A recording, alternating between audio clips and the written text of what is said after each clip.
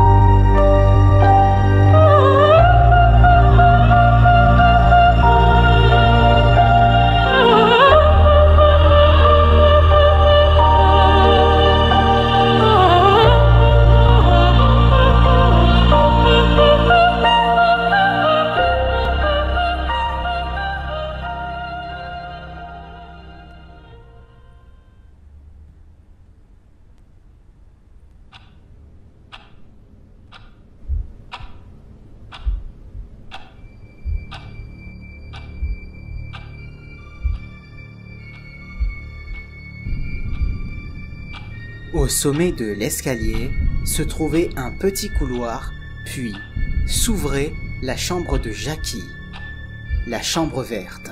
Dès qu'ils y pénétrèrent, un sentiment d'oppression accablant les submergea. Ceux qui se dissimulaient dans cette pièce n'étaient pas humains. Un peu plus loin, il y avait la chambre de Julie, puis celle de Michael. Et enfin, une pièce que Shelly avait reconvertie en serre et dont elle se servait pour faire pousser une petite forêt de différents types d'arbres et de plantes. Dans le couloir, il y avait une présence. Mais cette présence ne semblait pas aussi néfaste. Elle avait quelque chose d'humain. Dans la chambre de Julie, ce sentiment était toujours présent, mais bien moindre. Et dans celle de Michael, il s'intensifiait un peu plus. La serre semblait être, et de loin, la pièce la plus paisible de la maison. Une fois la visite terminée, les enquêteurs rejoignirent Bruce, Shelly et leurs enfants qui étaient toujours en train de rapporter leurs observations à Ed dans la cuisine. Lee et Lorraine s'assirent à la table, mais quelques minutes plus tard, Lee se mit à trembler, puis elle commença à se balancer d'un côté et de l'autre. Sentant que l'un des esprits désirait rentrer en contact avec eux, Lee demanda rapidement un bloc de papier et un crayon, et immédiatement elle se mit à griffonner des mots. Ed Warren émit alors le souhait de communiquer avec l'entité et une conversation s'engagea par l'intermédiaire de l'écriture automatique. La retranscription complète de cette conversation fut enregistrée et sauvegardée sur disque. Les informations les plus pertinentes qui en ressortirent furent les suivantes. 3 esprits hantaient la maison. Il y avait Geoff, Marie et Emma.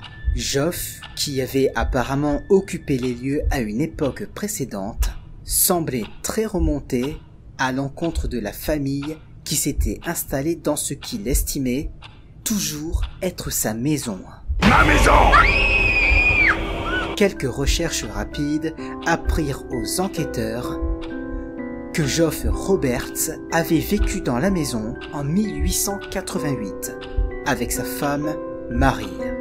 Personne ne put savoir qui était Emma, ni pourquoi elle se trouvait là, mais ils supposèrent qu'elle habitait avec eux autrefois.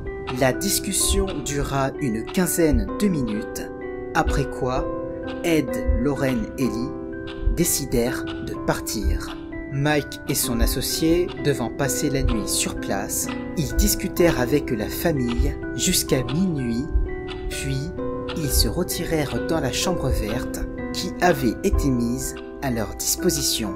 Quelques minutes plus tard, ils entendirent des coups frapper sur les murs et ils en conclurent que cette manifestation venait de l'un des 3 esprits qui habitaient la maison.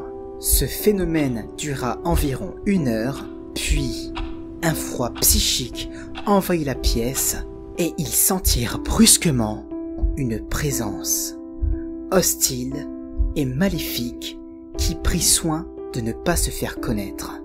Puis, comme rien d'important ne semblait plus se produire et que Mike devait aller travailler le lendemain matin, les 2 hommes quittèrent la maison. 2 jours plus tard, à 21h30, ils ressentirent à nouveau cette obscure présence démoniaque qui semblait attendre, tapis dans l'ombre. Après avoir discuté un moment dans la cuisine avec Bruce, Shelly et Jackie, Julie n'était pas encore rentrée du travail et le jeune Michael était déjà dans son lit. Les enquêteurs se rendirent à la chambre verte qui semblait être l'épicentre des manifestations. Il était alors 23h30. Pendant que son associé mettait en place sa caméra vidéo, Mike commença à jouer des chants grégoriens et peu de temps après minuit, les premiers coups se firent entendre. Cette fois, les enquêteurs avaient décidé de tenter de communiquer. Aussi demandèrent-ils aux esprits de leur répondre selon le schéma classique. 1 coup pour oui, 2 coups pour non. Et rapidement, une conversation s'établit. Bien que les coups soient légers, certains purent être captés par le caméscope. Au cours de ce bref dialogue, Geoff avoua aux 2 hommes qu'ils détenaient Mary et Emma contre leur volonté. Les enquêteurs demandèrent alors à leur parler, mais l'esprit refusa. Ils avaient l'impression, bien que celui-ci ne l'ait pas avoué, que Geoff était lui aussi contraint d'agir selon les directives d'une volonté extérieure. Rien d'autre ne leur fut révélé cette nuit-là.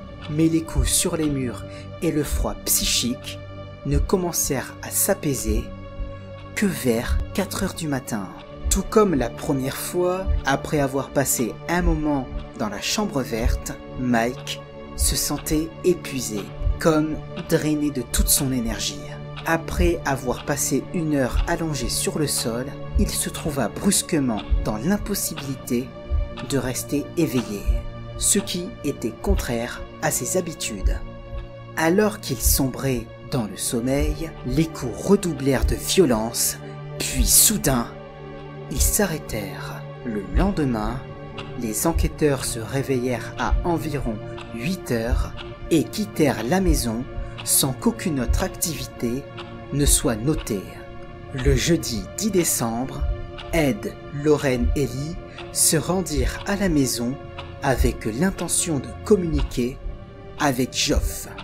Ce soir-là étaient également présents Bruce, Shelly et Jackie, Michael, qui dormait déjà, et un cousin de Shelly qui faisait une sorte de courte visite. C'était un homme solidement bâti qui travaillait comme agent de police, mais il était terrifié par le surnaturel. Pendant que Mike et son partenaire mettaient en place le caméscope, tout le monde prit place autour de la table de la cuisine.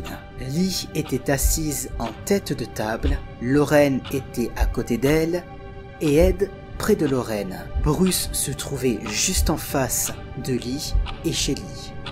Et Jackie était près de lui.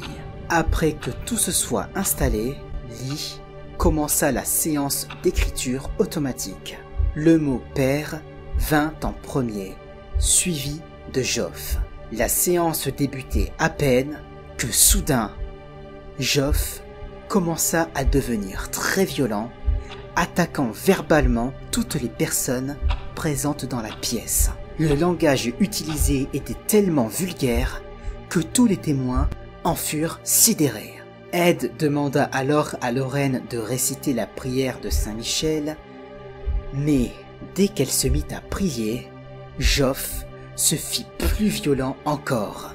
Il commença par insulter Lorraine de façon obscène, puis il prit la possession du corps de Lee et déchira sa colère contre Ed. la jeune femme bondit brusquement de sa chaise, se jeta sur Ed et se mit à lui marteler la poitrine de ses poings. Toutes les personnes présentes durent intervenir pour arriver à la maîtriser. Et même avec l'aide du cousin de Shelly, ce fut une véritable lutte pour y parvenir.